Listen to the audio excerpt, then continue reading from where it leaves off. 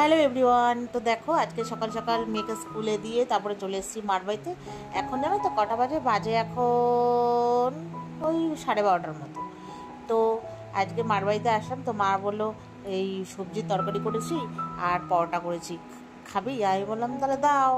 তো বাবু বলেছিল পরোটা খাবে, তো মা ওই জন্য বেশি করে করেছে। জানে আমি সকালবেলা কাজকর্ম করে মেয়েকে স্কুলে দিয়ে তারপরে মার বাড়ি এসে থাকি আর কি, তো সেই জন্য মা একটু বেশি করেই বানিয়েছে।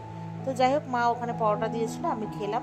তো খাওয়া দাওয়ার পরে মা বললো আজকে কচুর শাক করবো, আর ডাল করেছি, আর চিকেন আছে, ভাই বলেছে চিকেন ভাজা খাবে ও ডালের সাথে, তো একটু চিকেনটা ভেজে দিস। তো বললো আয় ধুয়ে দিই, ম্যারিনেশন করে রাখ। তো আমি ম্যারিনেশন করলাম, সেই ফাঁকে করে তারপর ঘরে চলে এসেছি। আর এদিকে যে দেখো মা কী দিয়েছে বলো তো, এটা দিয়েছে কচুর শাক। কচুর শাকটা রান্না করে তো আমাকে টেস্ট করতে দিয়েছে নুন মিষ্টি।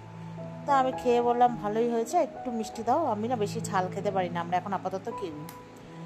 তো যাই হোক, ওখানে মা একটু মিষ্টি মিষ্টি দিয়ে আবার নাড়িয়ে নামিয়ে ফেললো। তো মা বললো কি তাহলে পকোড়াগুলো ভেজে রাখ, ভাজতে তো সময় লাগবে। তো আমি না এক ব্যাচ ভাজার পরে আমার হঠাৎ মাথায় একটা বুদ্ধি আসলো, ব্রিটিশ বুদ্ধি, সেটা হচ্ছে চিলি চিকেন ট্রাই করবো। কিছুটা ভাজা রাখ, মানে বেশিরভাগটাই ভাজা রাখবো আর কিছুটা করব।